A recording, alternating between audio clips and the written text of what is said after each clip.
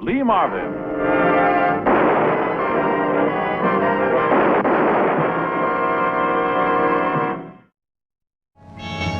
Fire on the west side, fire on the south side, fires all over Chicago.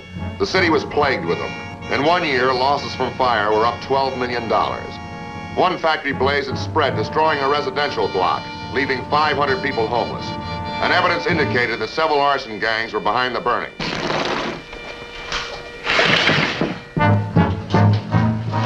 Open the window, shut the window. Not too high, not too low.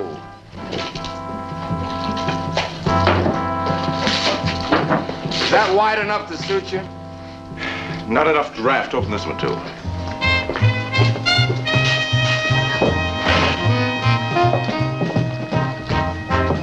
Haven't you soaked those rags enough? Doing a job right is why I haven't been caught all these years. Good job means Total damage, total loss, no evidence. And nobody hurt. Don't forget that, Ben. Will you stop making like the big brother? I'm sick of it. Now set the fuse and let's get out of here. Easy now. Now make it snappy. You're turning into an old woman. Come on!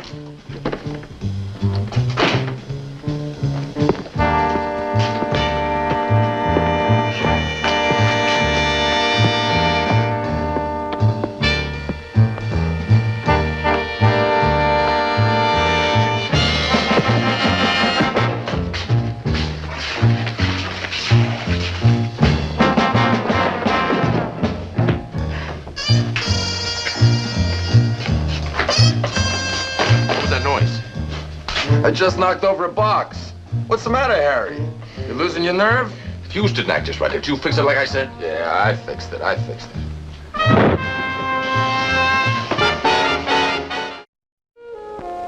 That month, I was working on an arson pattern. My name is Frank Ballinger, Detective Lieutenant M Squad, a special detail of the Chicago Police. We were cooperating with the National Board of Fire Underwriters to find whoever was deliberately setting a series of fires.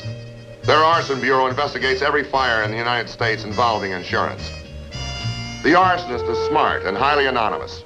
Mostly little guys, petty hoods, or the small businessman front. The customers for whom they burn buildings seldom talk. Henry Sellers, one of the bureau's investigators, was waiting for me. Our investigation shows that dress factory fire was arson, just like all the other fires. And you're sure about your figures here on the south side, huh? 19 last week, all of incendiary origin. What about the owner of the factory, this Mrs. Boroff? She put in a claim yet? Screaming like a banshee for action. For the record, she increased her policy less than 2 months ago. Well, did you run a credit check on her then? Credit was good when she bought the insurance last year. Yeah. Mm-hmm. Well, thank you, Doctor. I'll let you know about the disposition of the body. Is that the autopsy report? Yeah. Watchman's skull was fractured before he burned to death. Before? Yeah. Well, arsonists don't usually kill. Unless they're cornered. Well, it's your baby, Frank. Yeah. Is there any way that you can tie Mrs. Boroff in with the fire? Nothing so far, just suspicion. This is a professional torch job. Any suspects? Not a single lead. Well, I guess we better start digging, huh? On the chance that O'Rourke, the dead watchman, might have noticed something wrong at the dress factory, I went to see his widow. If he talked to her and she remembered, we might have a lead. He had to take that job at Mrs. Boroff's. I understand, Mrs. O'Rourke. Just one more question. Did your husband mention anything unusual that might have happened at the dress factory in the past few months? Unusual? Yeah, well, like people trying to break in or strangers hanging around. No. Did he have any enemies? Tim was a good man, Lieutenant. Everybody liked him. And he wasn't worried about losing his job? No, but Mrs. Boroff did tell him that business was very bad. Has she been to see you since the fire? Not once, but the foreman came around. He said she blames Tim for being careless. Oh, I don't think that's true at all. What's to become of me? I don't want to be a charity case. Well, you'll probably get compensation insurance. Mrs. Boroff couldn't pay her premium last month. Her compensation policy expired. What am I going to do, Lieutenant? What am I going to do? Try not to worry, Mrs. O'Rourke. And thank you for the help.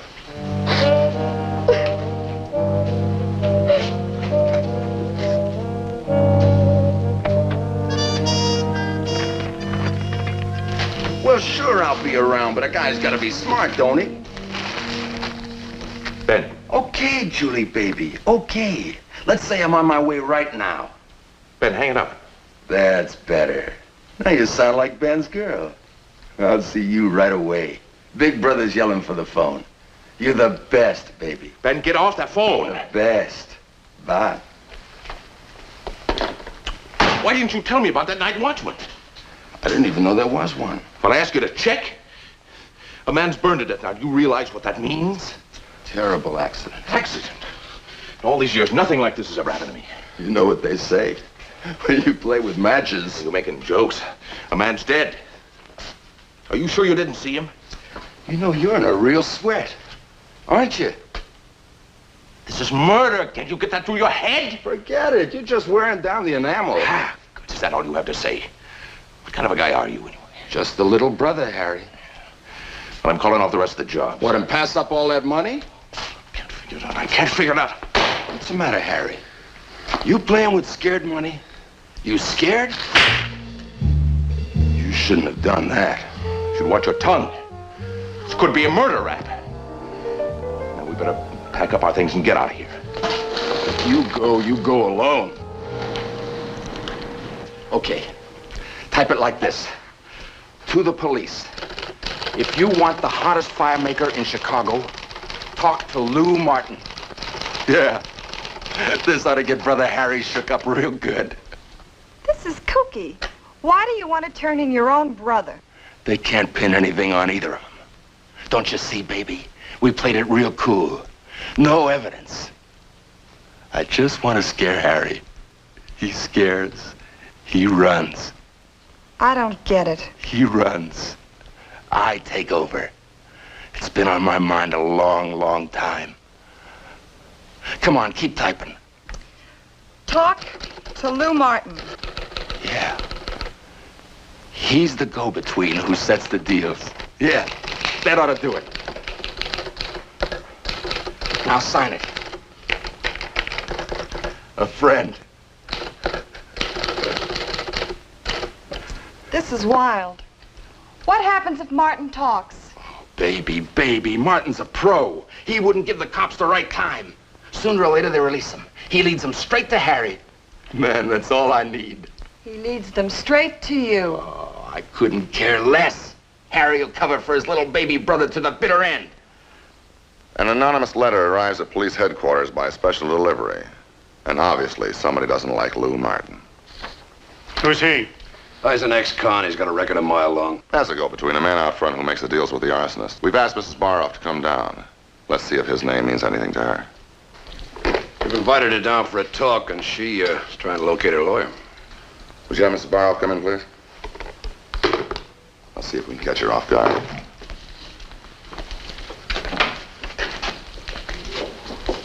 Mrs. I'm Baroff. within my rights not to answer any questions until my attorney arrives. You've got to let me reach him. Well, there's nothing to worry about, Mrs. Baroff. Well, what is it you want? You've let your workman's compensation policy lapse. I didn't mean to, but I had a bad season. I just forgot that policy. I'm sorry. Well, you've already made a claim on the insurance. Well, the insurance investigators aren't quite sure about that fire. I'm not going to say any more till I see my lawyer. You're quite right. And I'm sure that your lawyer will be very anxious to hear about Lou Martin, too. Doesn't that name mean anything to you? Oh, I'm sorry, I forgot. You don't want to answer any questions.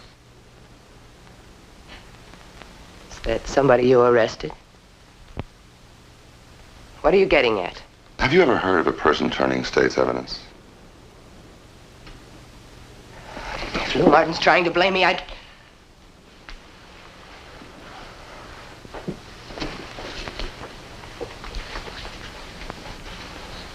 Do you want to help us?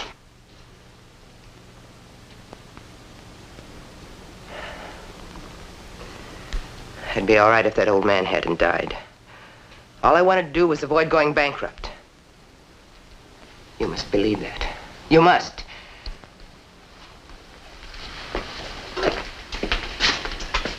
Murph. But your way of doing business leaves a widow without a cent of insurance. Get her statement and then book her.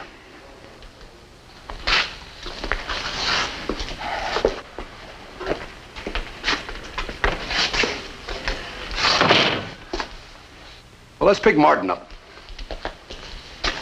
No, wait, he'll keep. He's just the go-between. Let's find out who he's working for. All right, that's a good idea. Can we keep Mrs. Boris' arrest out of the papers? Well, I think so, for a day anyway. Now let's locate Martin, because I want to meet him as a client. Can you whip me up some good-looking insurance papers in about an hour? I can whip you up some beautiful papers in about an hour. Good. Because I'd like to burn down my $30,000 factory. Mrs. Boroff told us that Lou Martin hung out at a coffee bar called El Guitar. She cooperated and set up an appointment for me. Bonsoir, Madame Fédodo. Bonsoir, Madame Fédodo. Bonsoir, Madame Fédodo.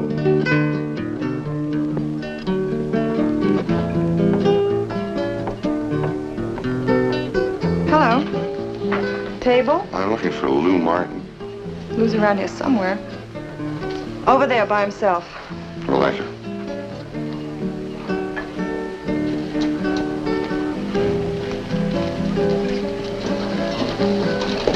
Hi, honey. The law just walked in. Ballinger. I had a run-in with him once before. What's up? Lou Martin. He said if anybody asked for him to send him over. So the cop asked and I sent him over. Something's gone wrong. What does he want with the cop? Maybe it's about your letter. Couldn't be. They'd never meet him here. They'd have picked him up. No sense in wasting any time. I'm sure our mutual friend told you what I wanted. What you want depends on how much you've got. Well, I heard the standard fee was $200. It varies. Depends upon the size of your insurance policy. You got it with you?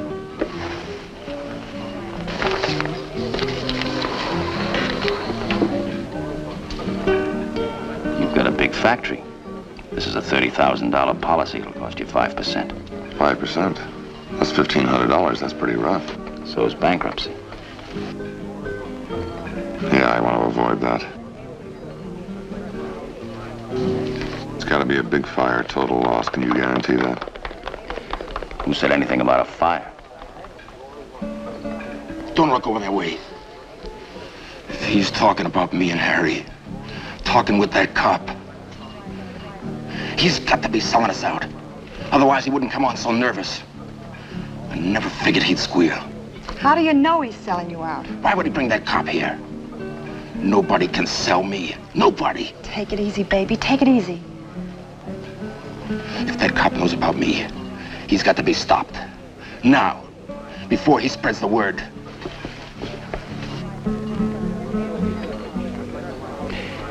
Stop talking about fires. I don't know from fires. Why do you think I came here? What'd I show you the policy for? I make quick loans. Maybe I can fix you up fast. Can you prove you talked to me about anything else? What are you afraid of? Why can't we talk? We have. You can't prove you talked to me about anything.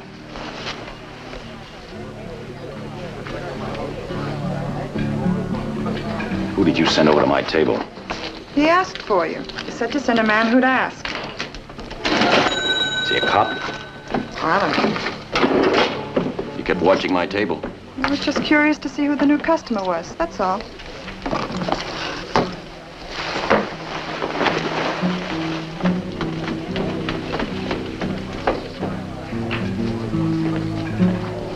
What did you do? Change signals on the plan?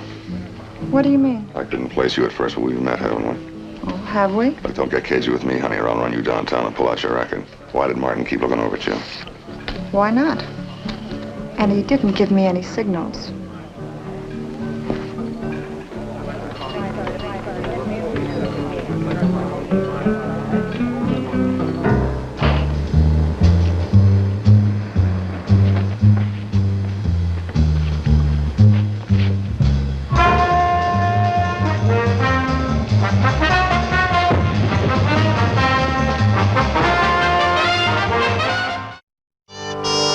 I went over Lou Martin's record at police headquarters, but there was no lead among the men he'd worked with in the past. Although we thought that he tried to kill me with a firebomb, we put him under surveillance instead of pulling him in. I went back to M Squad. There are no excuses. You shouldn't be here. You always phoned. Quit stalling, Harry. I've come for some money, then I leave town. can't figure out how the cops found out you were a go-between. They knew in advance, so they never would have used Mrs. Boroff to set up that meeting last night. Suddenly everything goes wrong. The money, Harry. Ben, there's nothing here to incriminate me. I told you. I got rid of everything.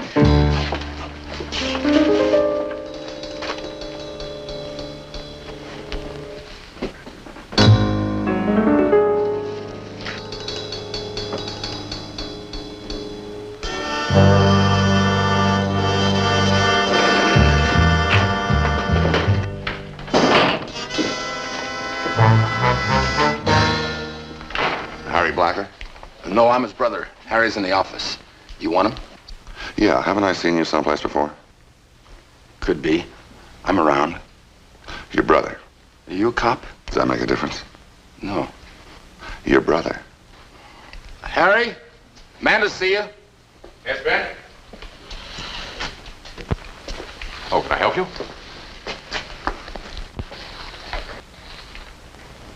Oh, is there some trouble? Oh, no trouble, just a few questions. You know a man by the name of Lou Marvin? No, I don't. Then he's not a friend of yours. Well, I've never heard the name. This job is done, Harry. What are you doing with this, Ben? This belongs in the file. You sure you don't know Lou Martin? I told you no. He was seen coming in here just a little while ago. Well, I've only had 2 customers this afternoon. One was Fred Kingston, the other one was Sam Walker. Nobody else. Well, I've been alone here, except for them, and Ben just came in.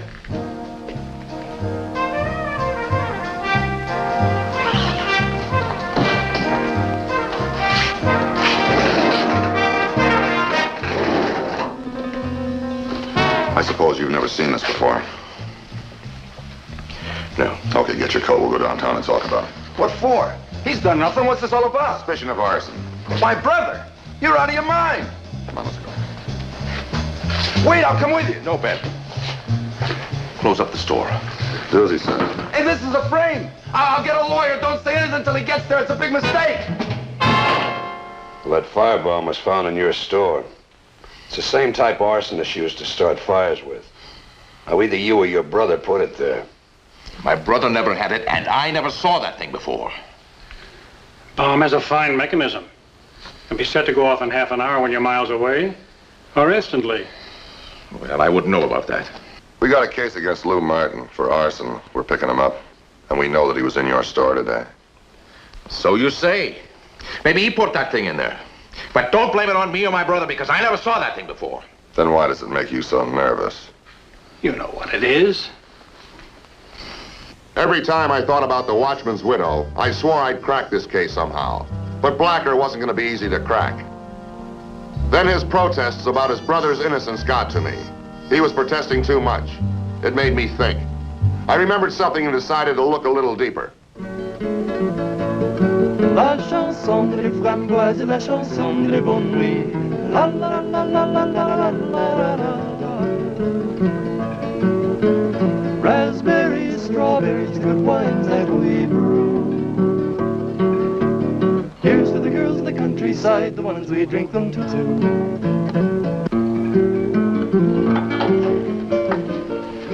Will you just sit still and listen to me? I've got things to tell you. Honey, I gotta finish this letter for the boss. He wants to go out tonight. You don't get what I'm saying. I'm on my own now. I'm running things. Harry is out of it. You and me are gonna live it up big now, baby. Yeah? When I see some of the money, I'll believe you. You'll see plenty. I just made my first deal. Nobody helped me. I get $500 for the fur warehouse at Wabash and Keller tonight. Ben, get out. The back way.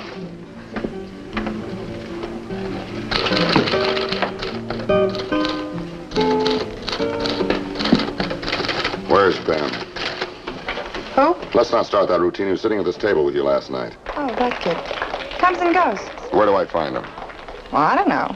Here, try some of the places on the back of this menu. My boss owns them. Let's not play games, Julie. You've been in trouble before. This time it's real trouble. You know about murder. Look, I don't want any trouble.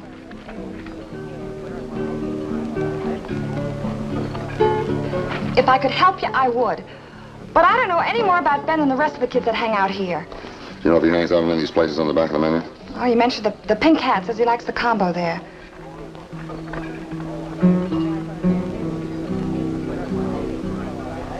I have a letter here, and I think I can prove it's typed on the same machine that typed this menu. You should have had the M in Martin fixed.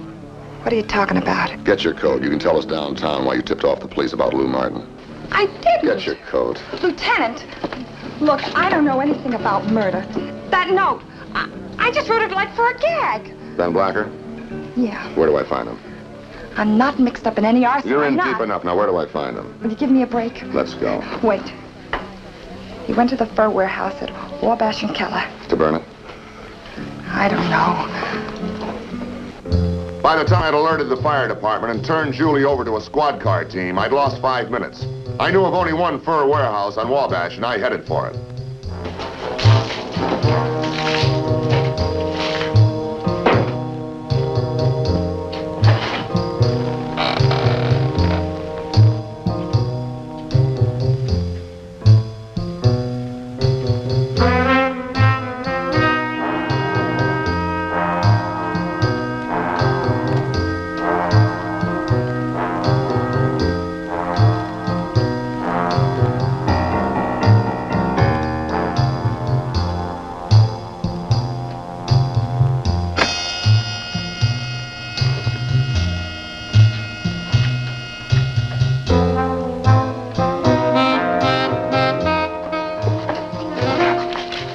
Got here as fast as we could, Frank. Where is he? I don't know. I want to take a look upstairs. Why don't you look up at the north end? Right.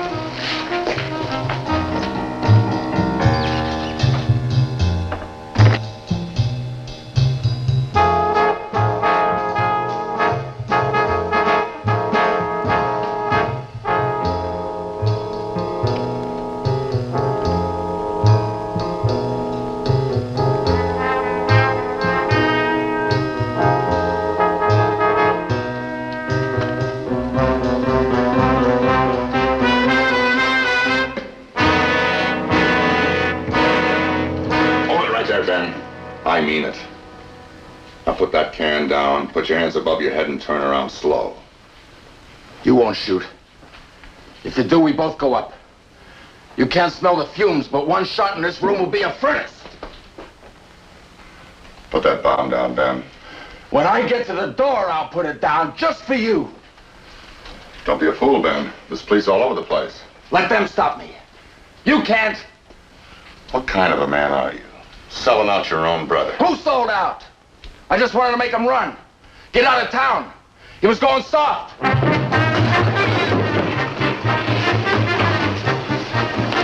fuse is popped.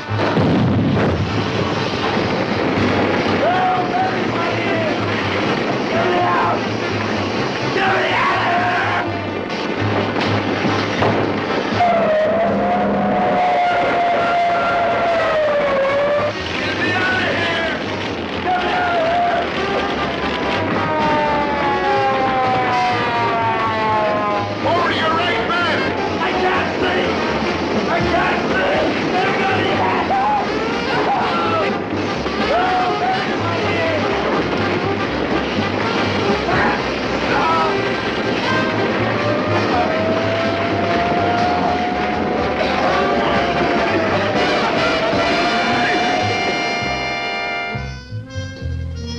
When Julie and Mrs. Baroff turned state's evidence, a Chicago jury sent Ben Blacker away for life on a second-degree murder conviction.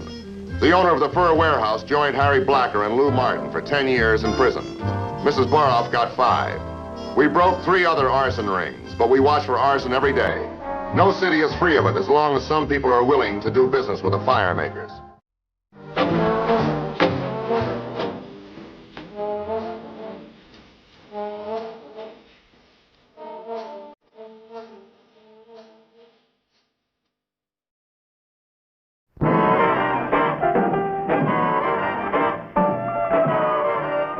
Squad.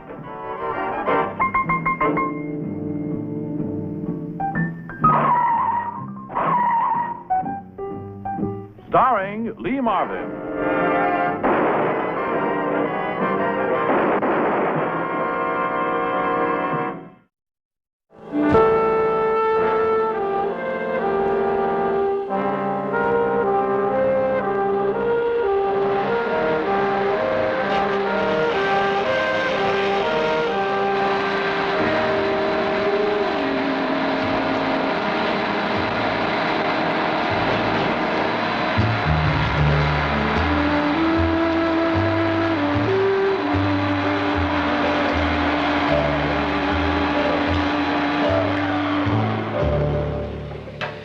You know, Wilkes, I could have swore that I told you to keep away from Pete here.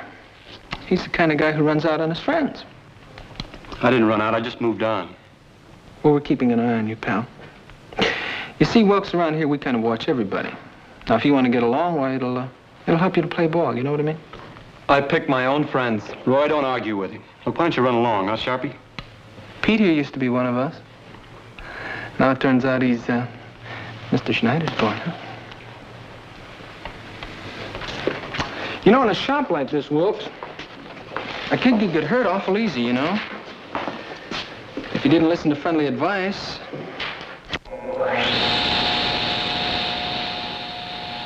You know what I mean? Look, why don't you leave him alone? I can take care of myself, Pete. You can, huh?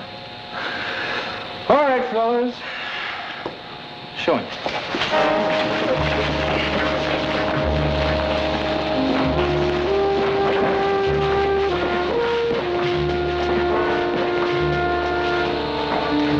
So what do you say, kid, huh? Write you out a little policy? $5 a week and, you got no trouble. Drop dead!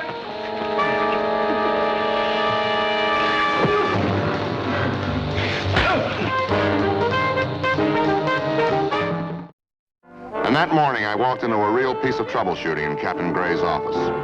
It was a beating this time. You know, they're going to close that school if there's any more trouble of this kind. Well, why does the principal keep those hoodlums around? The school would be a lot better off if they packed them off to a reformatory. Well, you're probably right. This Ralph Snyder, the principal's a dedicated man. He straightened out a lot of potentially bad kids in his day. Kids? These guys are 20 and 21. These kids are different than they were 20, 25 years ago, Frank. Then a kid didn't get beaten up with a blackjack.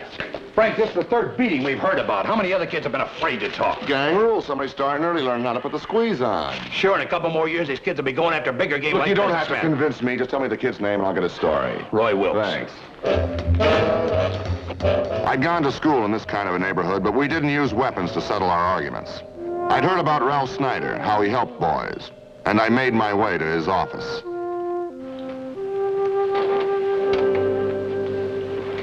Surely, Roy, you must know who hit you. They came at me from behind. Look, nobody could work your face over with a blackjack without seeing them. But if I knew, I'd tell you. Was it Nick Sharples? Nick's behind most of our trouble here. All the boys call him Sharpie. I haven't been able to help him too much. Well, Wilkes? Was it Sharpie? What was he trying to do, scare you? Trying to get you to pay off what? Look, officer, I don't want any trouble. I want to stay in this school. Now, will you leave me alone, please? Okay, Wilkes, but you're making a big mistake. You may go, Roy. A good boy. You've come a long way.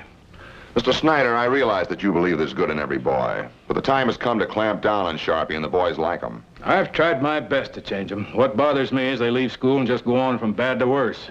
They don't want to learn a trade. They're just using the school to practice their little rackets until they graduate to the big time. Maybe you're right, but I don't believe it. I try to reason with them, show them a better way of living.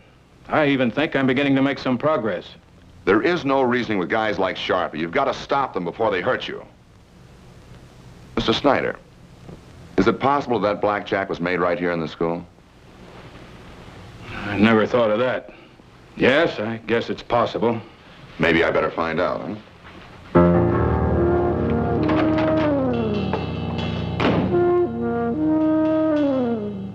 Talking to Sharpie was the first order of business. There was just a remote possibility he'd grown fond enough of that blackjack to hold on to it. A man from headquarters went over his place with a fine-tooth comb while I spent 2 hours trying to make him open up. Oh, I don't know what do you want me to do? Draw you a diagram? Sergeant? I still don't know what you're talking about. So why don't we all just kind of pick up our marbles and let me get out of here, huh? Sit down. Oh, yes, sirree, sir. If that's the way you want it. That's the way I want it. Let's start all over again, Sharpie. The use of a blackjack is assault with a deadly weapon. That is a felony. What blackjack? Look, I showed you my room. Find anything, Frank? No, he didn't find anything. And they turned it upside down, too. Aren't you satisfied? No. No, I'm not.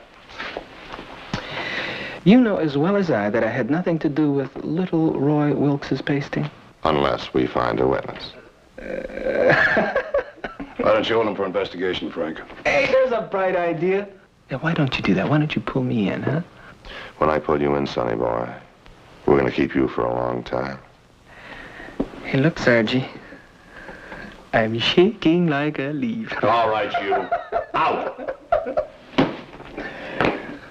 I'm hip. Daddy. Well, those other boys in that school will be more cooperative. Yeah. Hey, Sargie. That's what you think.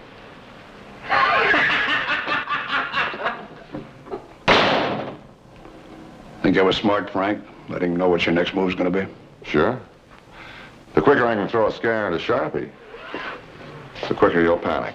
And he'll make a dumb move. And that's all I need is one dumb move. I hope to find Pete Marashi, one of Mr. Snyder's honor students, at the gas station where he worked part-time. But when I got there, he'd already left to pick up his girl. She worked in a music shop. I decided to take a chance on catching up with him there.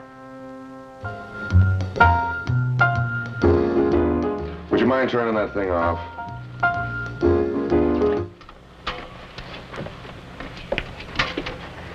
Thanks. Did you see anything leading up to the beating?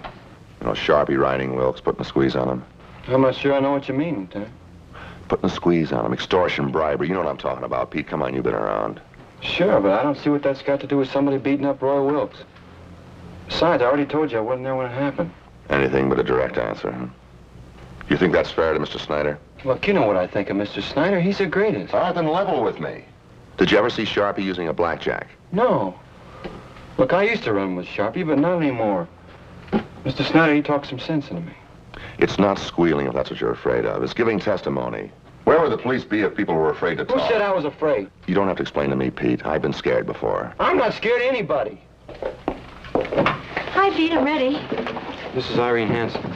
I'm Lieutenant Ballinger. Lieutenant Ballinger? The police department. Police, is there anything wrong? Well, Pete's not in any trouble, if that's what you mean. No, there's nothing, Irene. Come on. Oh, wait a minute. What is it, Lieutenant? Well, Pete will tell you. He doesn't seem to like the law very much. So maybe you better ask him which side he's on. Mr. Snyder's or Sharpie's. Well, Pete, here's my card in case you want to reach me. Nice to meet you. Sharpie again, huh? That's right. Can you help the police? You mean squeal to them? Well, I don't understand you. What is this crazy loyalty you've got? Loyalty to a little hoodlum like Sharpie. It's not loyalty. I don't care what you call it. Listen, Pete, you said you'd given all that stuff up when Mr. Snyder promised to help you get a scholarship. I think he's the one that deserves your loyalty. Look, I have to live with those guys every day. I grew up with them. I don't know how they think. Think like them and you'll act like them. Pete, you're going to get ahead, and I want to go with you. But not if you're wrong. If there's anything you can do to help the police, do it for both of us. Pete? All right, I'll call him in the morning.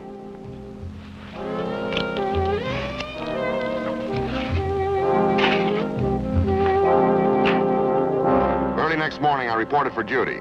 The captain had already been filled in on my progress. All heck of it. Morning, Frank. Boss? Here, Pete Marashi wasn't too cooperative yesterday. Thought he and Snyder were so close. He's still living by the code those kids go by, but he's a good kid, basically. He'll come around. Mm-hmm. I know you want to get out that school, so go ahead, huh? Right. Hey, wait a minute. We haven't flipped for the coffee? Oh. You call. Heads. Oh, not again. You've been doing that to me all week.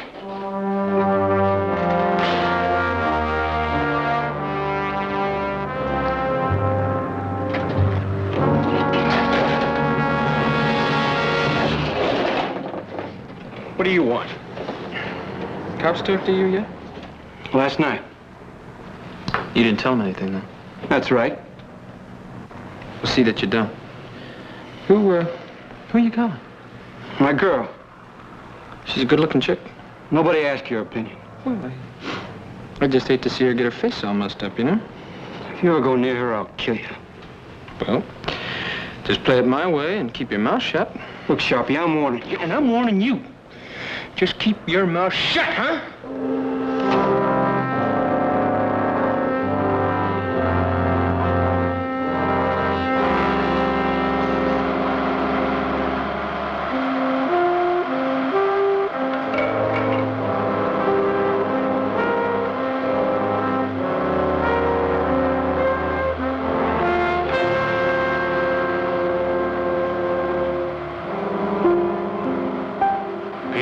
want to see you up in my office.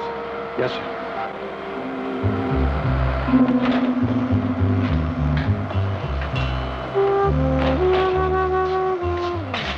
Joey, cover for me.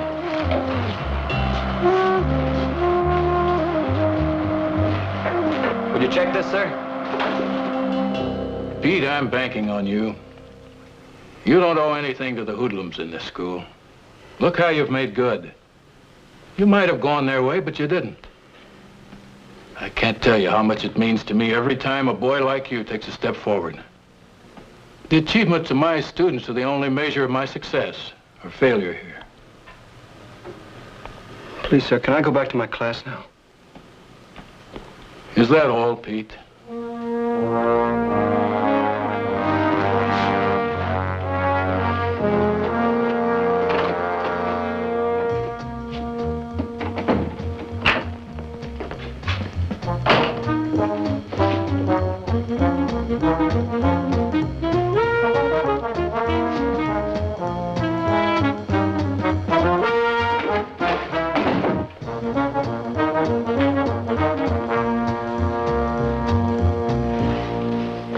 Ever see it before, Sharpie? You don't scare me. Did you make that thing? Could you prove it? Put it back on my desk. Put it back on my desk. Oh, Mr. Schneider, you kill me. You know that? Give me that. Look, why don't you come over here and get it, huh? Come on. Give me that.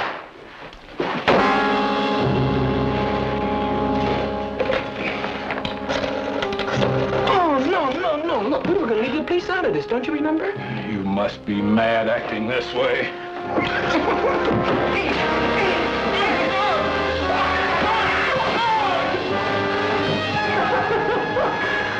Right if you get work, Mr. Schneider, huh?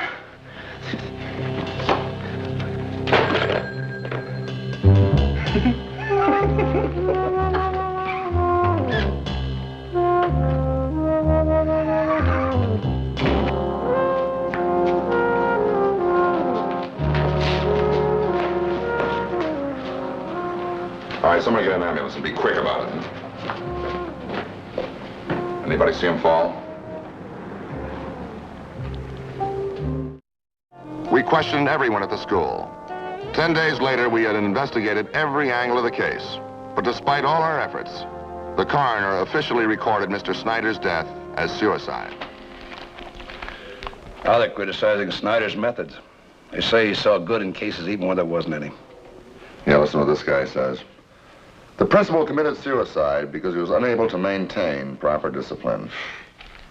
We're going to have to close the books on this one, Frank. Stay with it. They've checked and rechecked every angle. The chief's satisfied. But I'm not. Ralph Snyder was a fighter. He wouldn't commit suicide. Frank, you handled the whole investigation. You talked to every one of those kids. Nobody saw a thing. Well, maybe it's the same old story, huh? They're afraid? Yeah. Or maybe Snyder had some other reason for throwing in the towel. What? You mean illness? The autopsy proved that he was as sound as a dollar. Frank, I know how you feel.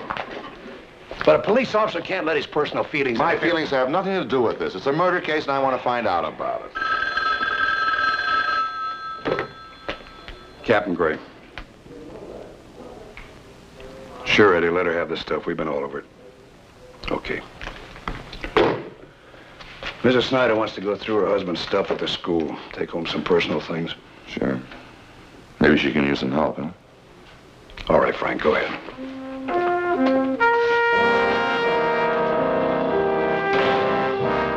A teacher's life, 30 years of it, and then to be called a failure, a suicide.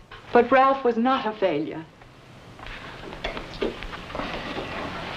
Mrs. Snyder, please don't misunderstand me, but I have to be sure. Was your husband ever mentally ill under a psychiatrist's care? Oh, no, never.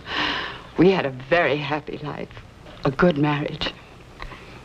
But Don can't stay in college now. You see, Ralph's life insurance is new, and the... A suicide clause. Yes.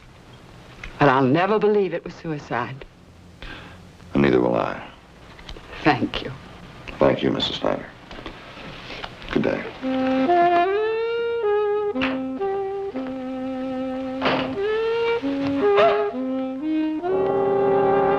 After my Mrs. Snyder, I'd figured the real answer was hidden somewhere among the boys at the school. And my only chance of finding it was to play one group against the other. Look, is that all the cops got to do, waste time worrying about somebody beating up Wilkes? The case is bigger than that now, Pete. Well, Mr. Snyder's dead. Why can't you leave him alone? Supposing I were to tell you that I thought he was murdered. Murdered? Yeah. The end result of everything that's happened in that school. The use of a blackjack on Wilkes. That's assault with a deadly weapon, a felony. Now, supposing Snyder found out something, some evidence, he was going to come to us. Mr. Snyder wasn't murdered. You know that, huh? If you told me the truth in the first place about the Wilkes case, we'd have Sharpie in custody right now. Mr. Snyder might still be alive. No, don't say that. Sharpie will stop at nothing to protect himself. And if I'm right, Peter boy, you're in for trouble. You and everybody close to you, including Irene. Pete, I need your help.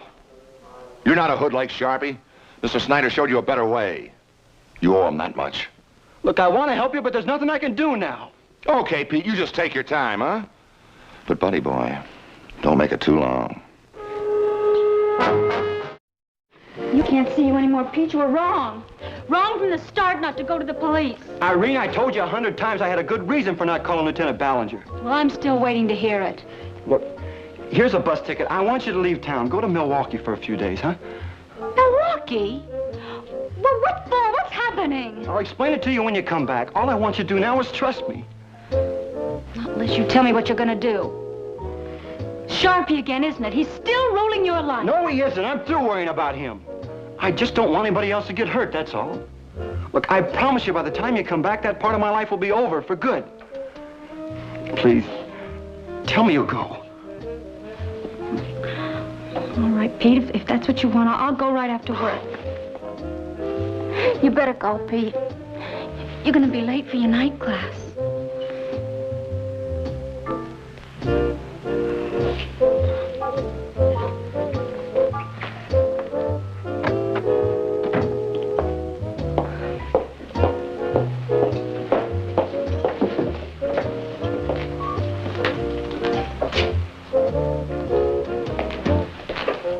Pete was afraid of something, but I didn't know what.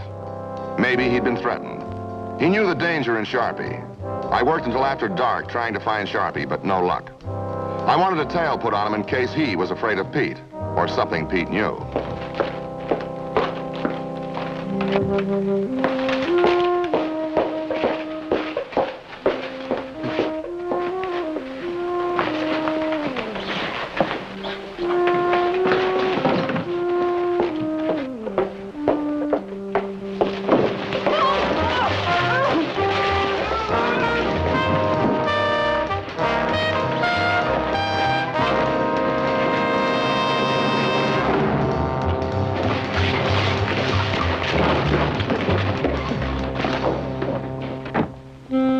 On my way back to M Squad, a call came through.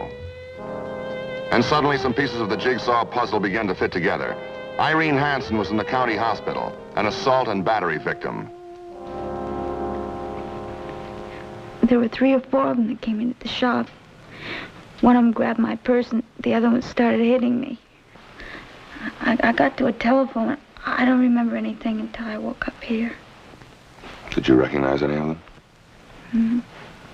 One of them grabbed my purse and looked in it to be sure there was a bus ticket. Pete had just given it to me. He wanted me to go visit my sister in Milwaukee for a few days. Pete's been holding out on me from the very beginning, hasn't he? He was afraid to call you because of me. I know that now. That's why he wanted me to get out of town.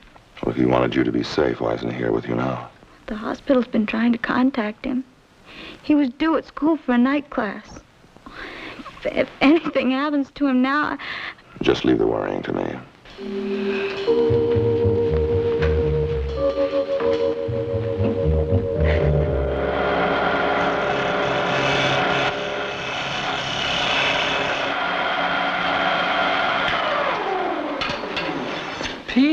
Petey. You just would not listen to me when I told you not to go to the police now, would you?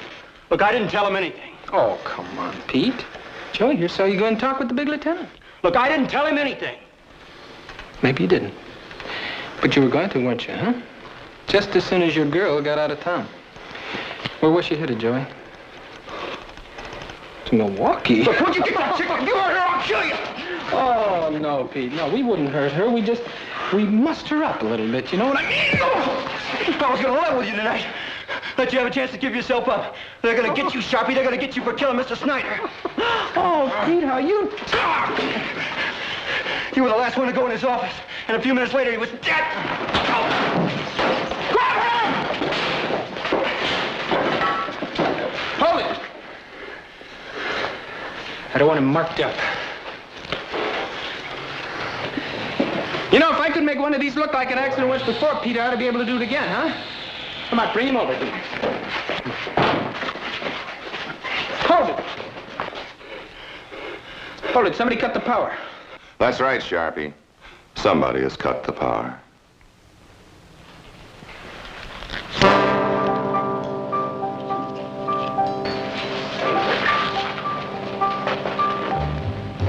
All right, copper.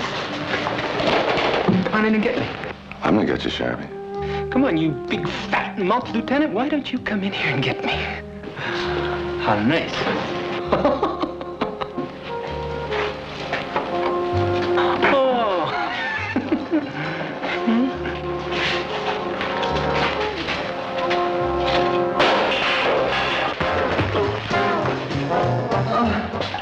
All right, jump in.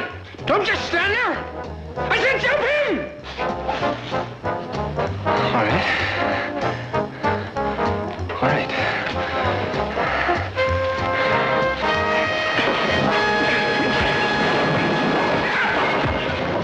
Pete, that's enough. I was coming to see you in the morning after Irene got out of town. Yeah, I know. Call headquarters and tell them to send a squad. Come on, yeah. Chairs behind your back here. All right, the rest of you guys get up along this table. Put your hands on it, keep your legs spread apart, and bang. Sharpie and his gang went to prison. Now the city is tearing down the slums. Soon, better housing in Chicago will help give better breaks to other boys growing up here.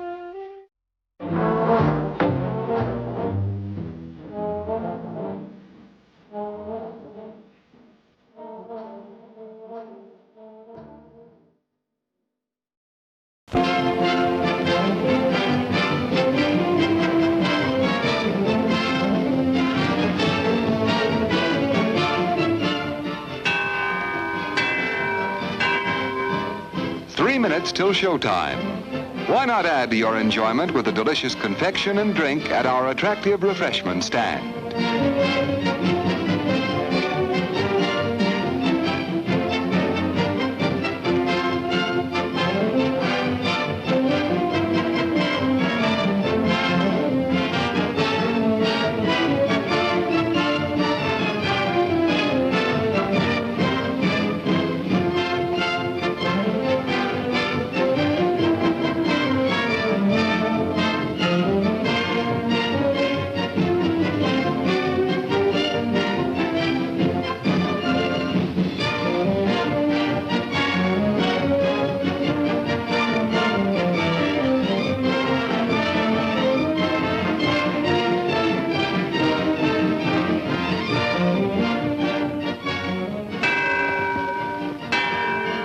2 minutes till showtime. Tempt your taste with the wide variety of mouth-watering snacks available at popular prices at our refreshment stand.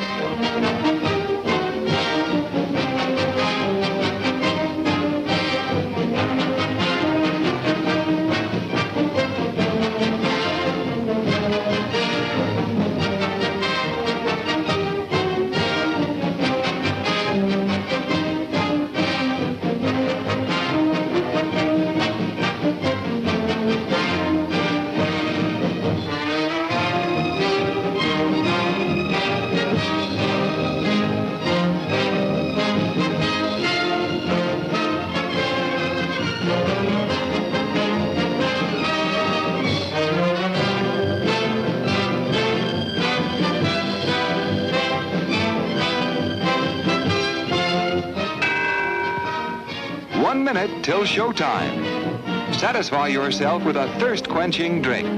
Your favorite beverage awaits you at our refreshment stand.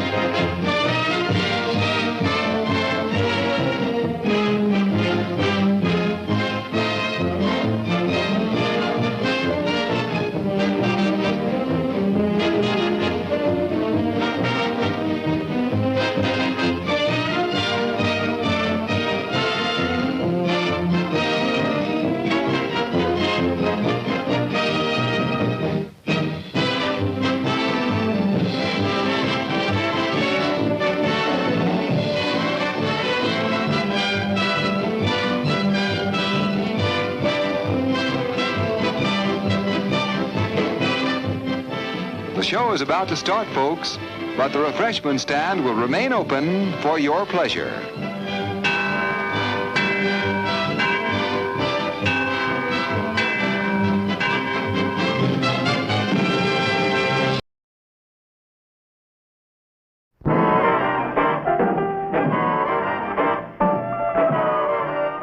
Squad.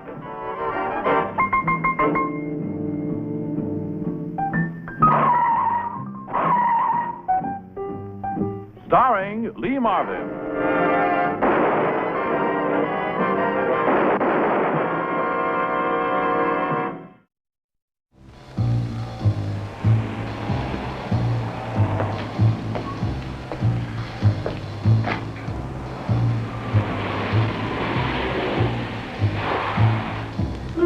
He's coming. Right on schedule. Pull around the corner and wait for me.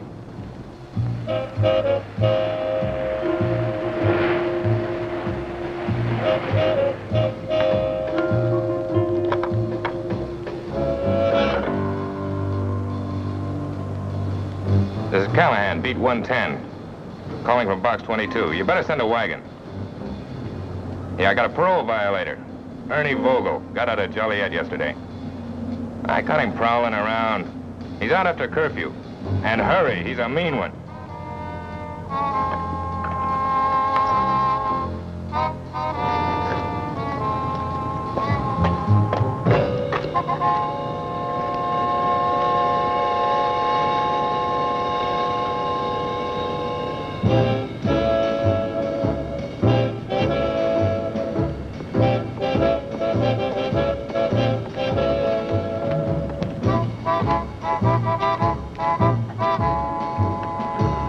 Hello, Callahan. How's it going? Oh, hello, Simmons. Be with you in a second.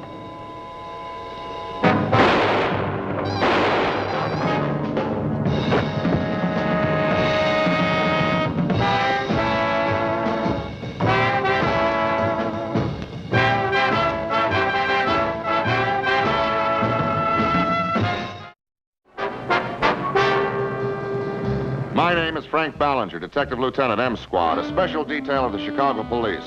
By early morning, there was a citywide manhunt for Ernie Vogel, wanted for the killing of Patrolman Callahan. The entire force was mobilized for 24-hour duty and all leaves canceled.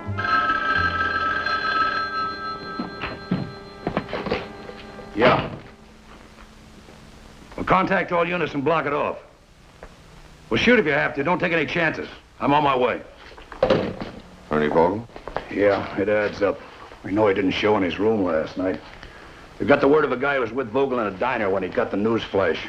Took off like a scared rabbit. Well, where is he now? Mike Davis spotted him on Michigan Avenue. He chased him into the parking building. He's holed up there now.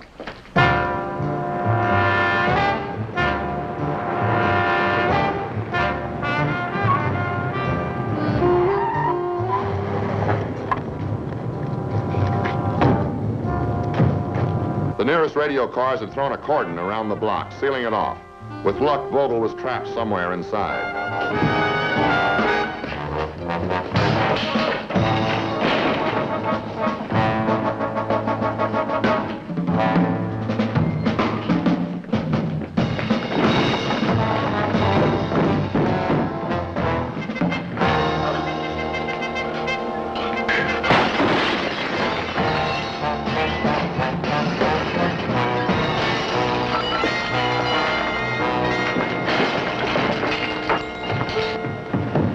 Get back or I'll jump! Get back! Come in, Vogel. Don't be a fool. You just come near me and I'll jump.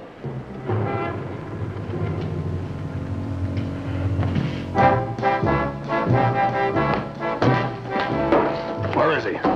On the ledge. He's got a gun? If he does, he isn't showing it. I was only 2 jumps behind him all the way up here. Then I lost him for half a minute. Well, keep away from those windows. You, open that adjoining office and get off the floor. What's our move? Well, he's not going anyplace. You can go straight down. But, maybe we can talk to him. All right, go ahead. Call rescue. Okay.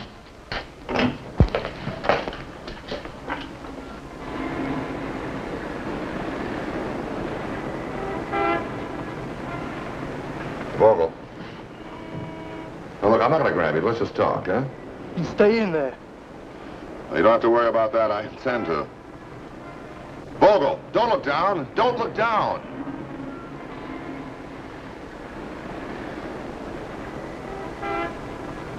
I'm not going back to prison, you hear? Last night I walked the streets for the first time in 2 years. I was free. You don't know what it's like. Why didn't you think about that last night before you killed Callahan? I didn't kill him. Then why did you run? Because I knew you were after me. How? I heard it on the radio in a diner. After 2 o'clock in the morning? Your first night on parole, you were told to be off the streets by 10 o'clock. Yeah. I just finished 2 years of being told when to eat, when to sleep, when to talk. So last night I walked. I ate in a diner. Yeah, I broke curfew. I broke it, but I didn't kill Callahan. Why would I? You tell me. He sent you up for armed robbery. Armed robbery? I was a wise guy, a 20-year-old punk. I robbed a grocery store with a toy gun. 18 lousy bucks and I never even got to spend it.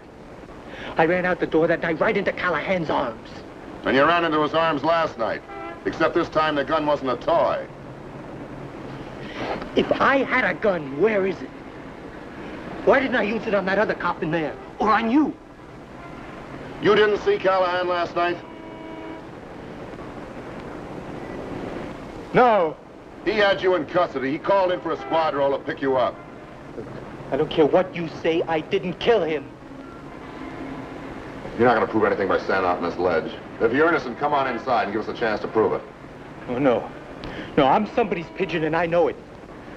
Now, I'll come in when you know that I didn't kill Callahan. Not before. No, it's going to end one way or the other. Up here or down there. So what do I got to lose?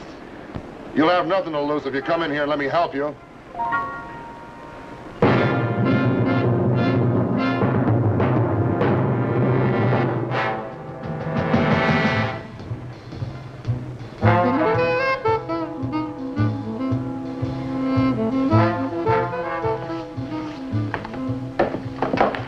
Did you hear him?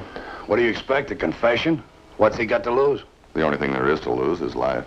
For all we know, he's got the gun on him. Or he ditched it. Or he never had it. Callahan did call. Callahan's dead. The only thing we've got on Vogel is one witness, the girl who took Callahan's phone call. Now, there's 20 girls in that communication room. They get 800 check-ins an hour. Frank, look. Wait.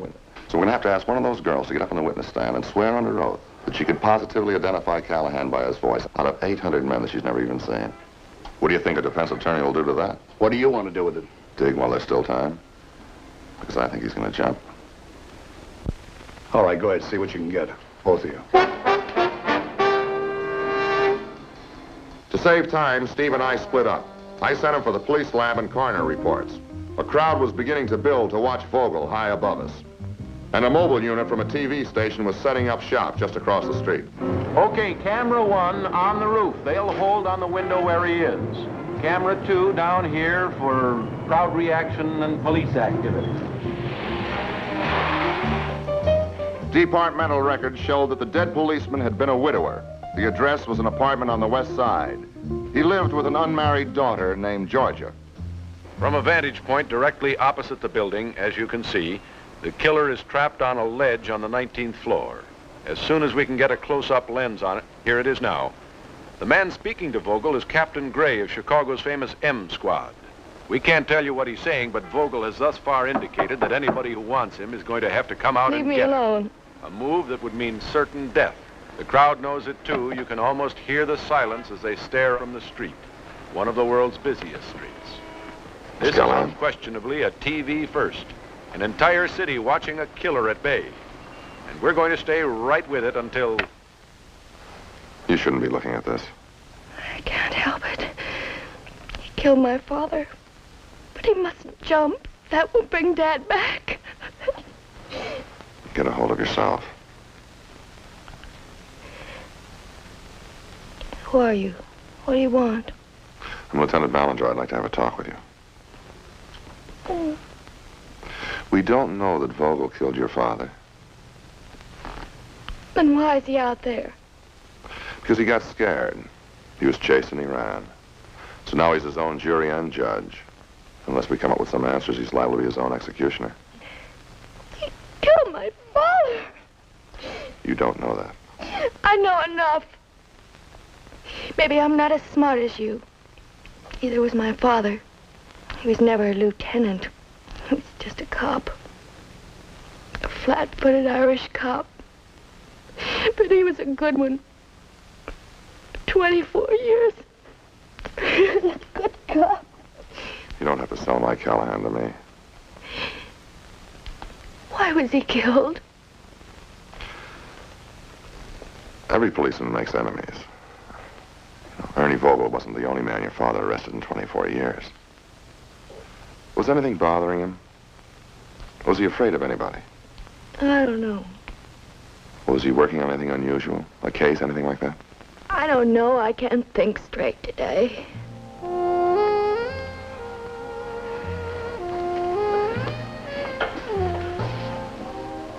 Tomorrow, or even an hour from now, could be too late.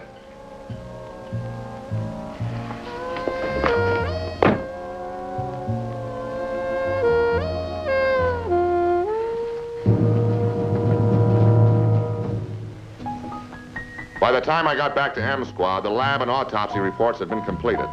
Mike Davis had also checked on a telephone girl in communications who had gotten the call from Callahan. Well, like you said, she believed she was talking to Callahan because the guy said he was.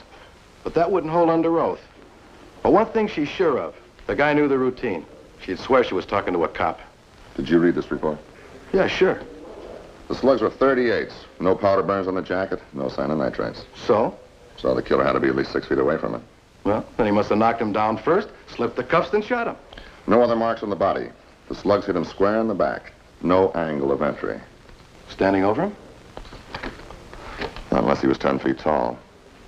So how can a prisoner get 6 feet or more behind a cop with a drawn gun, shoot him twice in the back, before the cop has time to draw? I don't know how. He can't. Let's go.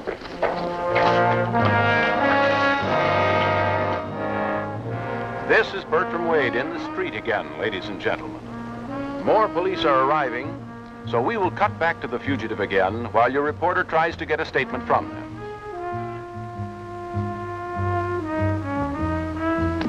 Why don't the sucker jump? Might as well. He's dead either way.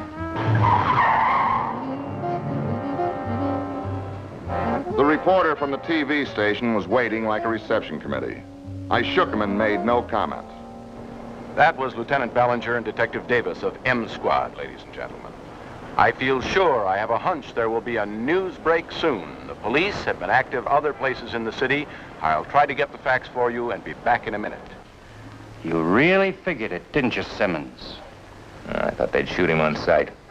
Or pick him up and make him on it. How could I know he'd pull a stunt like that? Must have listened to him. He's got them looking. I'll sew him up, but good. Get on the phone. Call the police. Move!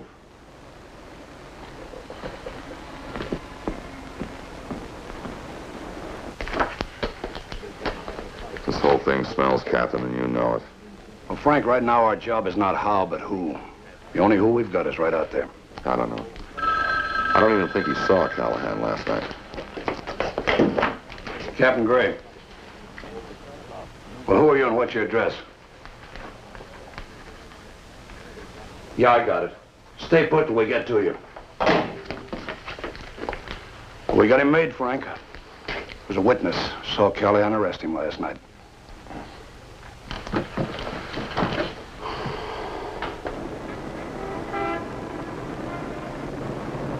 Come on in, Vogel. I'm trying, but come on in and give me more time.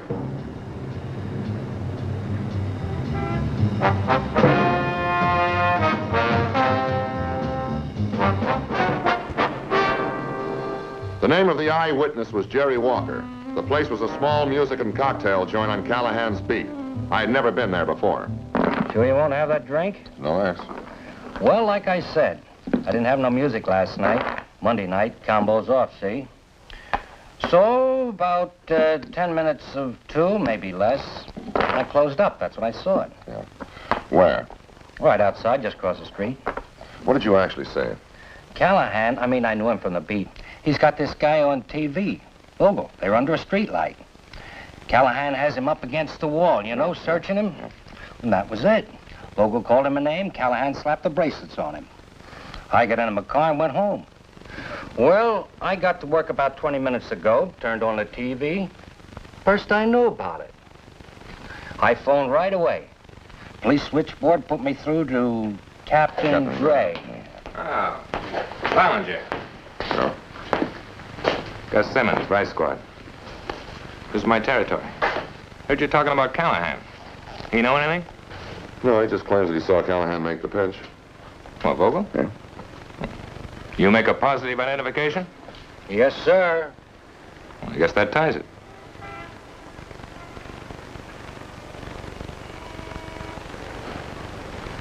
You know, he might have saved us a lot of trouble.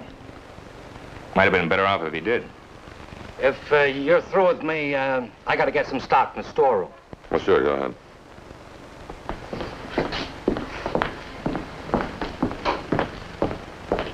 You got a line on him? Nothing important. What? Well, we raided him about 3 months ago. Suspicion of gambling after he closed nights. Nothing. Not even a Parcheesi game. Informer? No. Callahan. Oh, then it's on the record. Well, sure. Look, if there was anything here, we would have found it. We were here with a warrant inside of an hour. Callahan was watching the place all the time. Callahan was shot from a distance. So maybe it was Walker, huh? For a raid that left us with egg on our face? Oh, Frank. Callahan was getting old. Too old. Yeah, well, he stopped getting old last night. He was imagining things. Not only this place, there were half a dozen places. Check the warrants. One bum steer after another. Well, if Walker was covering for a game he was running here, He wasn't. I went over this place with a fine-tooth comb.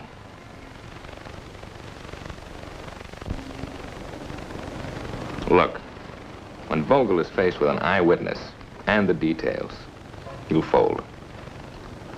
I'll try him on it.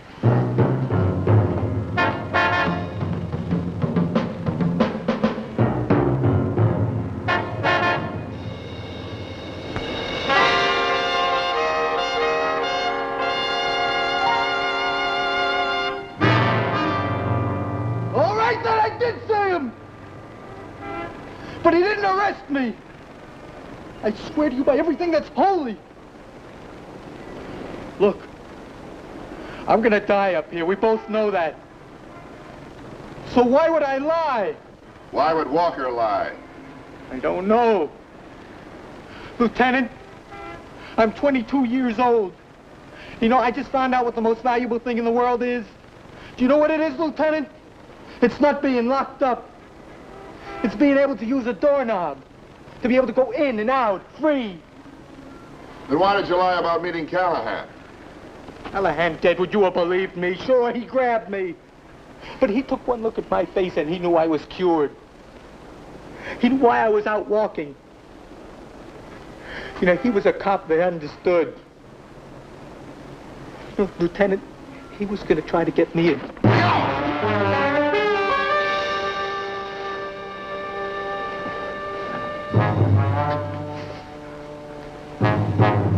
What are you watching for? Nobody invited you up here?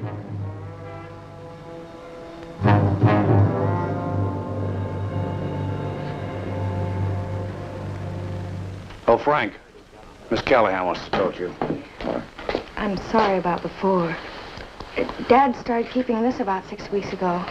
I don't know what it is or what it means. But every morning when he came off duty, he called a man named Rinaldi. Joe Rinaldi? And then he'd write in the book. Names and addresses, some of the places are taverns. Hey, these names. These are all police officers. This is an address, date, and a name. Then at the bottom of the page is a notation. Busy or closed. Say your father always called Rinaldi? Mm-hmm. I'd better phone him, Frank. Yeah. Well, thanks for bringing this by. That boy, can't you get him in? Not unless he comes in a free man. Callahan's book was a diary on Vice Squad activities on his beat. Somehow he'd been getting the cooperation of Joe Rinaldi. After being badly shot up in a gambling raid years ago, Joe was working in personnel records at police headquarters. Rinaldi! I've been looking for you. Hello, Frank. What's up? Mike Callahan had been calling you about this, huh? Yeah, it's the Vice Squad duty roster. I was to give him the name of the men who were on duty the night before. Well, what for? Well, he asked me for it. Mike was getting old. He was sore at something. I understand he was turning in places for gambling and dope.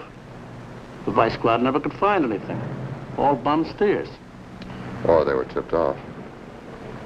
You're saying somebody knew about the raids coming up?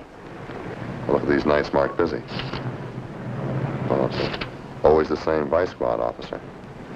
Now, if Callahan knew there was gambling going on, he had to know it too. Simmons? Yeah. Vogel didn't kill Mike. Simmons had the real motive. Because Mike had spotted him. We got a good department. One crooked cop can give us all a black eye. Yeah. Look, call Captain Gray for me. Tell him I can get Eddie Walker to talk about Simmons, huh? Okay, thanks, Joe. Gus!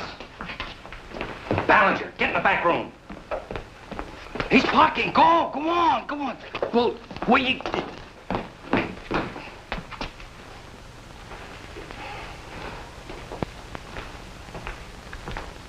Is it all over? Looks like you lost interest. Things like that, not from my stomach.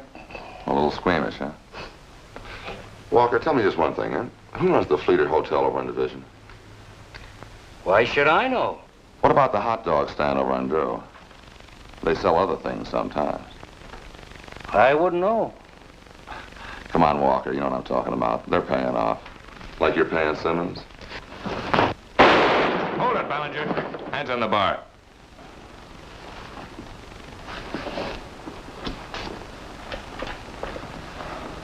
Which gun did you use to kill Callahan? This one's for duty. Mine. Don't you get it? I shoot him trying to keep him from killing you. With the same gun he used on Callahan. But I can't stop him.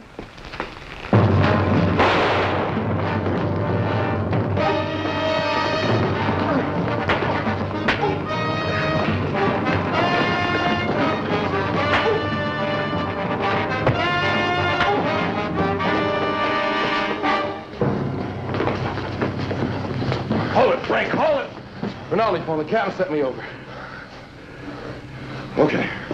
Call the cop and then get an ambulance. See if Walker's still alive. Right. Pick up those guns.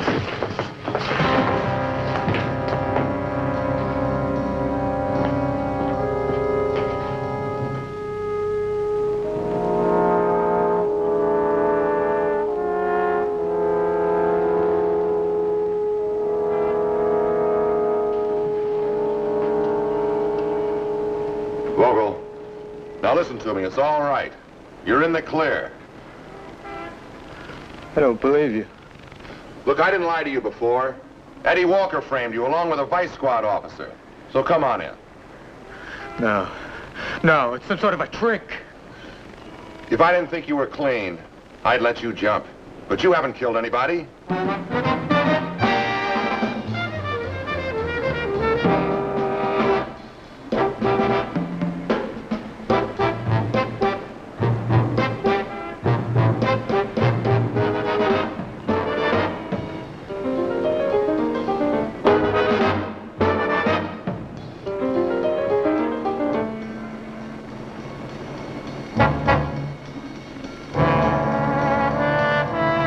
If you jump now, you're going to take me with you.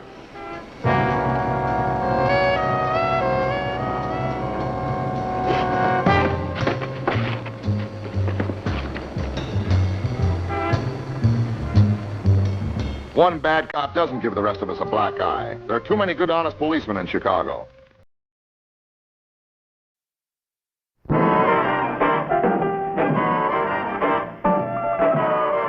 M Squad.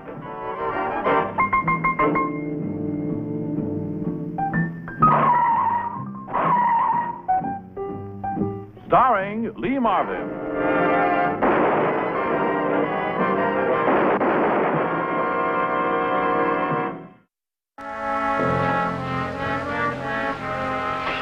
on, Phelan, stop playing with that thing and answer me.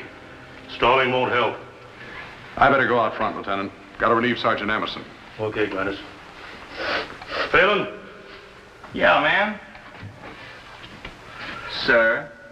There's a couple of things I'd like to talk over with you. Oh, I almost got it that time. I'm talking to you, Phelan. I hear you. This thing requires all my concentration. You'll have lots of time to concentrate if you don't come up with some answers about that holdup. It was a phony rap. The officer that picked you up said you were running from the store. Yeah, I was running, I admit it. I was late for a date. What were you doing with that gun on you? That lousy cop planted it on me. What for? He wanted to make a promotion. You expect me to believe that? Suit yourself. How long you been in town? Oh, a couple, 3 weeks. Where'd you come from? I ain't a northerner. Come on, pin it down. Mississippi. You on the books down there? Find out. You got the organization for it. Come on, Phelan, you can either make it easy or hard.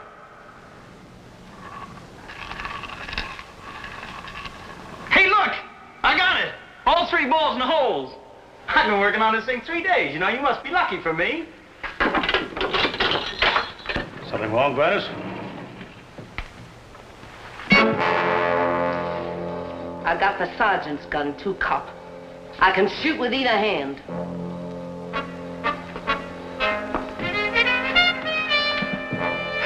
I knew you'd do it, Ma. I knew it. Yeah. Get over to the wall, cop. I'll get us gun, Ma. Hurry up.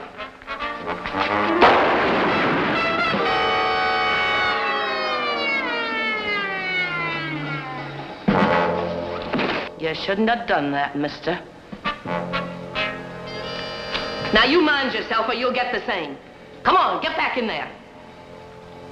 Move. What are we gonna do with him, Ma? Leave him here. Lock him up. Yeah, that's the thing to do. Come on, turn around. Face the wall. Oh, you won't get away with this. Shooting a cop, you'll have the whole force on you. Yeah, you tell me all about it. If you're smart, you'll stay there quiet. You start hollering before we get out of here, I'll come back and blow your head off. Hey, Ma, what about him in there?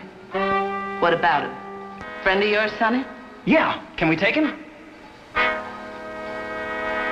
Okay. Come on, Jerry, we're leaving. I told you she'd spring us. I told you all along. I guess you didn't believe me when I told you about Mom. Come on, move, will you? You can quack it up later. Let's get out of here. Now you keep your mouth shut, cop.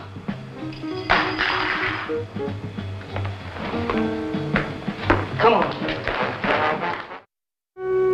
It was one of the most daring deliveries in Chicago police history. An unidentified woman had broken into an outlying district station, killed a detective, and released Pete Fallon, who was being held for questioning in a recent holdup and had not yet been taken down to central headquarters. Also released and taken with him was another prisoner, Jerry Howes.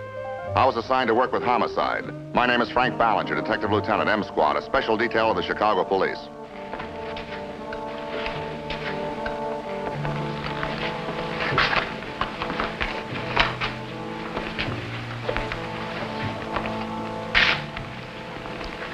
This Jerry Howes, is there any connection between him and Pete Fallon? No, I don't think so. They just took him along. What was he in for? Well, he was picked up on a warrant from Dubuque.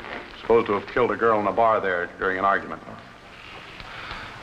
This woman that walked in, she just put the shotgun on you and ordered you back here and demanded that you release them, right? That's the way it was, all right. I've never seen a tougher baby than this one. Did she just kill Clark in cold blood? Well, he was reaching for his gun when she let him have it. Didn't faze her a bit. I'm telling you, I've never seen a woman like this one, never. Sawed-off shotgun, huh? Yeah, looked like 16 gauge. Do you think there could be any connection between Pete Fallon and this woman? I mean, could it be his mother? Well, he called her Ma. She called him Sonny. Yeah. Okay, thanks. The entire alerted. Descriptions of the two men and a woman assumed to be Ma Fallon were broadcast to the entire state. Every available man was put on the hunt, and every man carried effective weapons. From what we knew of Ma Fallon, she was no one to approach without a gun in your hands. Everyone in the area near the district station was questioned. No one had seen anything. Apparently, Ma had transportation waiting right in front of the station. We checked the names of Pete and Ma Fallon through R&I and also the name of Jerry Howes, but were unable to come up with any Illinois records on any of them. Sergeant Grannis told us that both Ma and her son spoke with Southern accents, so all available information was teletyped to the Southern states. For the next 2 days, we checked out every possible place where the suspects might be hiding out. We searched Skid Row and talked to all possible informants. No results. Well, they must have gotten out of town. We got roadblocks set up on all the principal highways. Nobody answering their descriptions showing up. Captain Gray. Yeah. All right, we'll check it out. Hold up out on Jurgensen Avenue. Any tie-in? Yeah, one of the thieves was a young blonde guy, and the other was a woman wearing pants. Huh? Had a sawed-off shotgun. Let's go. We drove over to the liquor store on Jurgensen Street. If the holdup had been pulled by Pete and Ma Fallon, it would narrow down the search. At least we would know that they were still in Chicago.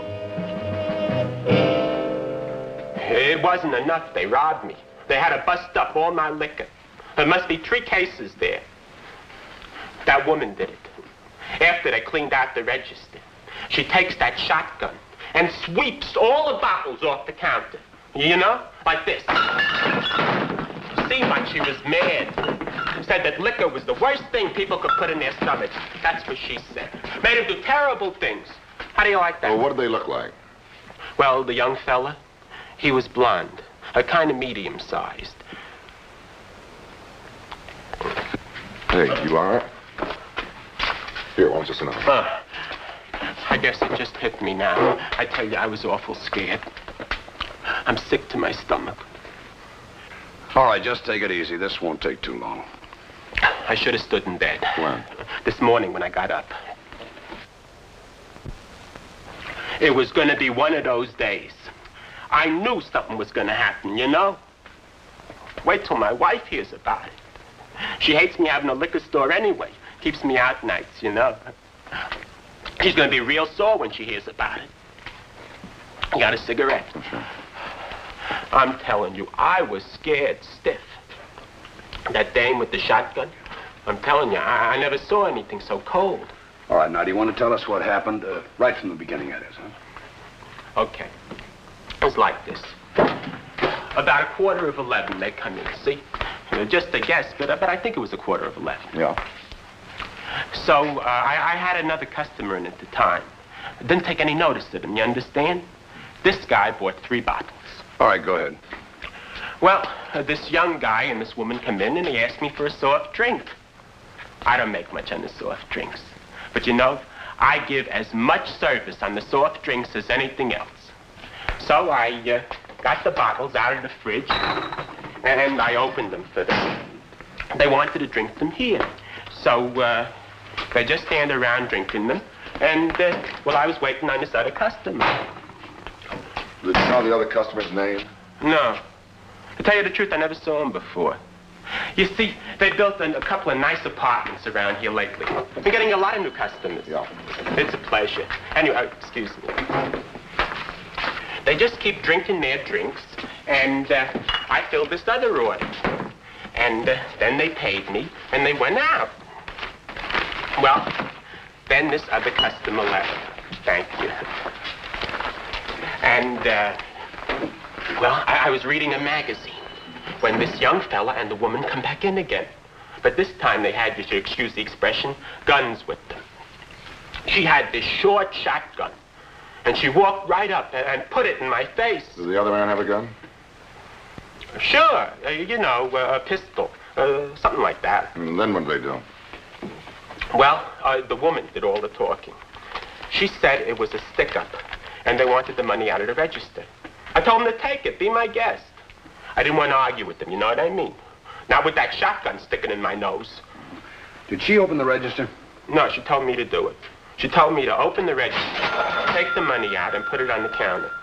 Didn't want to leave any prints? No, these are mine. Then what did they do?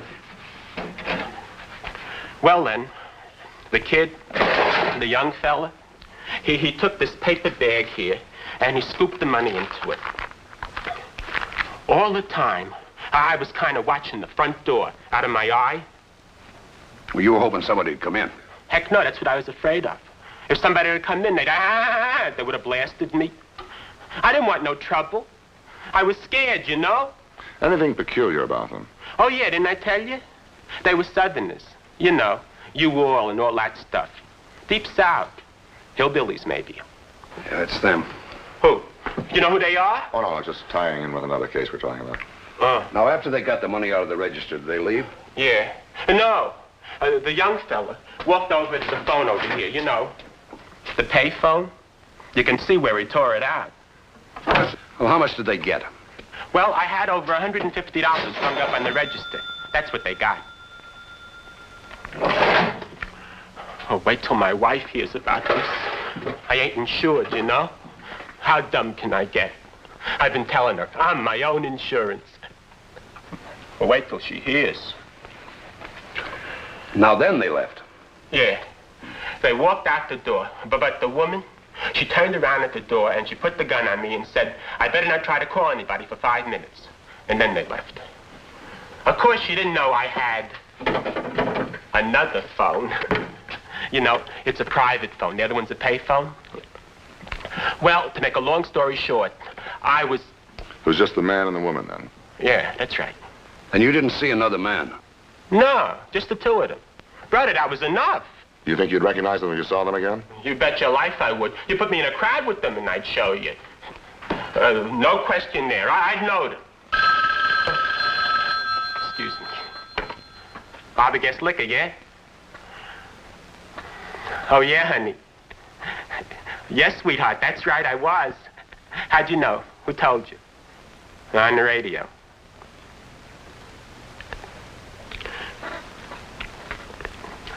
No, honey, there wasn't anything I could do about it. No, they had guns. What are you talking about? I did not. Look, if you don't believe me, talk to the police. Yeah, they're here now. Just a minute, hold on. It's my wife. She wants to talk to you. She doesn't believe me. She thinks I copped the money for myself. I make a bet once in a while, you know. She's mad. This is Lieutenant Ballinger. Yeah, you two, dear. Lieutenant Ballinger. Lots of luck. Yes. Yes, that's right. Well, we're doing everything we can. Well, in money cases like this, we always try... Yes, he's still here. Well, hold.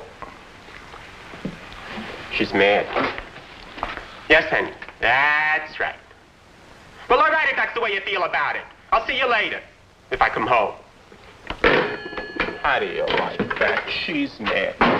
Still thinks I took the money, and I'm pulling something to cover. You know she's suspicious? Me and other women. How do you like that? Look at me. Yeah, well, we may have to ask you to come down to headquarters and look at some pictures. Okay. Within 3 hours, 2 more liquor stores were held up. Same M.O., same descriptions. But only one man and one woman. We couldn't understand what had happened to Jerry Howes. Arbogast and the other victims were shown the mug books, but with no success. We had a vague description of the car used in the second holdup, so we set up roadblocks on the principal routes out of the city. Special details were also standing by all train, bus depots, and airports.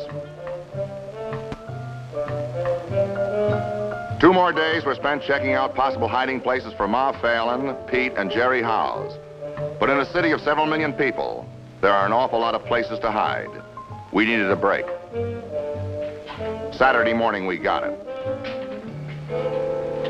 Frank. Yeah, thanks very much. Just got a call from a used car dealer. His car was stolen there last night. What's the time? Well, a watchman sleeps in a shack in the rear of the place. He woke up just in time to see a car drive out of there. Did he see the driver? Mm-hmm. A blonde young man and a middle-aged dame. Here's the address. Yeah.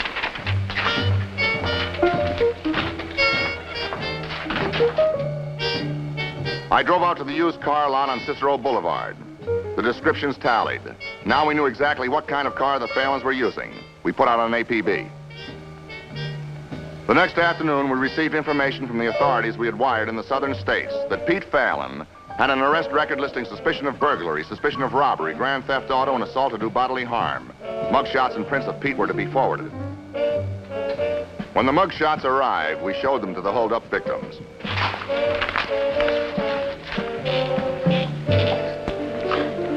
Mr. Arbogast, we'd like to have you look at some pictures, see if you can identify the man who held you up. Think there might be some here, the people who held me up? No, just the man, not the woman. Mm-hmm. No. Not this guy. Looks like my brother-in-law. Nah. You remember my wife? She was suspicious I took the money myself? Yeah. She still thinks so. Mr. Arbogast, we're positive the picture of the man who held you up is in that group. Huh? Well, I'm positive, too. This is his picture. You're sure? Absolutely. That's the monkey. Pete Phelan. Thank you very much, Mr. Arbogast, for coming down.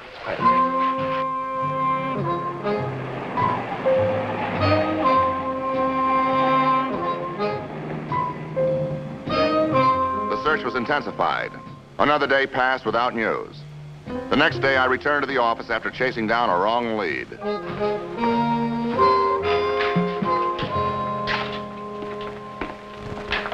Frank, the guy have anything? No, somebody else. Ballinger. Yeah, he's there. Well, hold on. Long distance Detroit. Well, they could have gotten up there by now. Yeah, if they got through the roadblock. That's Captain Gray. Oh, hello, Ivy. No, nothing yet. Mm-hmm. When was this? Well, it could be, blonde, about 45, 50? It's possible. You want to send it down to me? Right, thanks. What's he got? We had a suspicion of a burglary there last year. Some woman wore pants. Ma Fallon? They don't know. She gave the name of Underwood. They didn't have her long enough to identify. Some guy put up bail and she skipped. Well, what about pictures? They're going to send them down to me in the morning.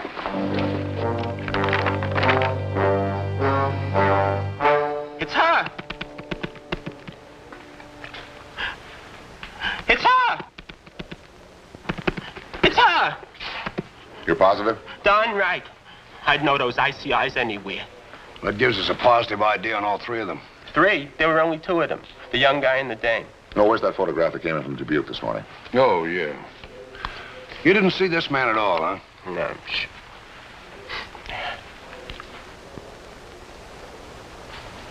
Hey, wait a minute.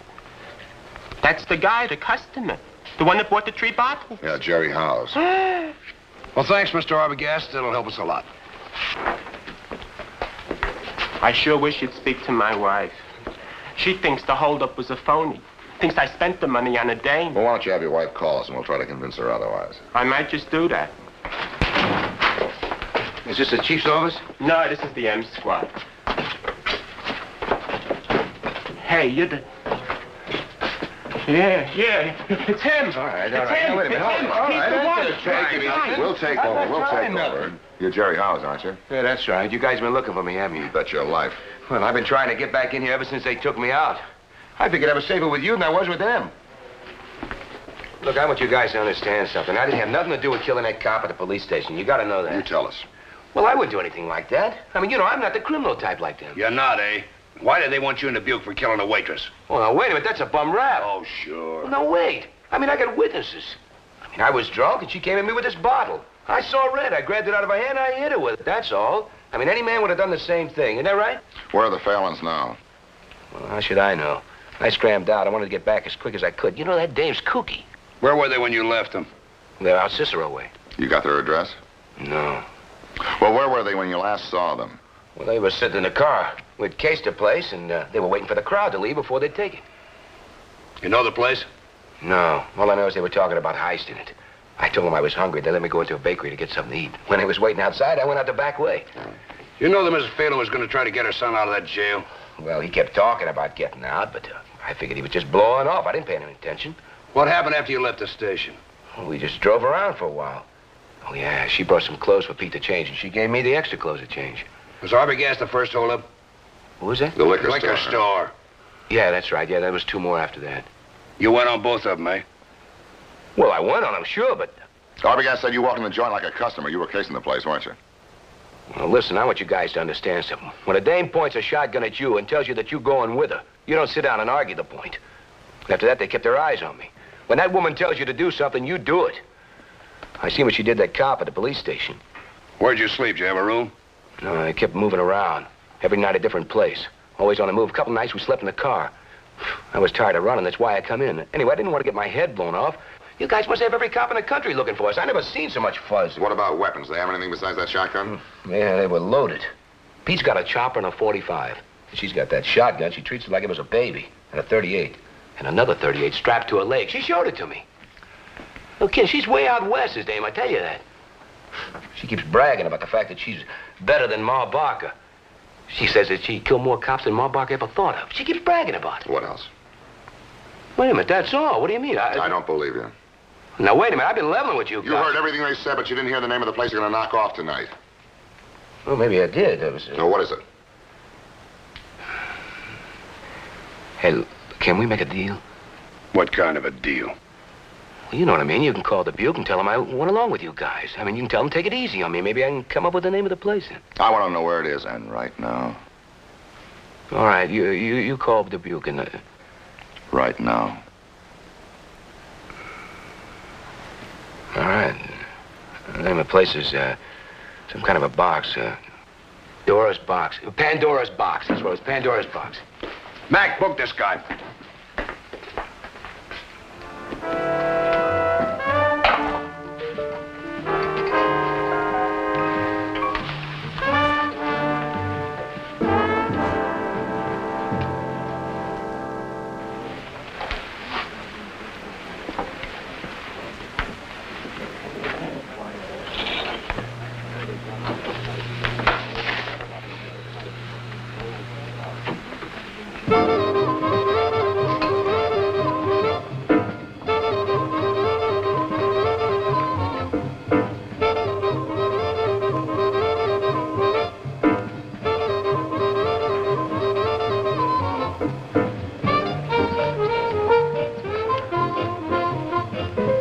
I'll have me a silver fizz. I like it nice and sweet. Don't touch that gun, Phelan. Where's your mother tonight? Right here. Let go of him, you...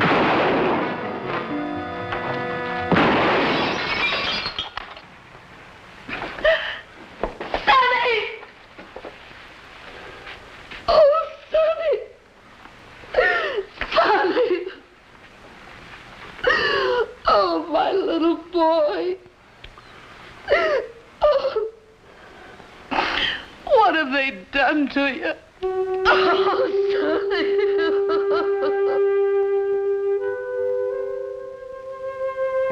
Ma Phelan was tried in a Chicago court and convicted of murder in the first degree. Jerry Howells was returned to Dubuque, where he was convicted of manslaughter. And with our help, Mr. Arbogast, the liquor store owner, was finally able to convince his wife of his innocence.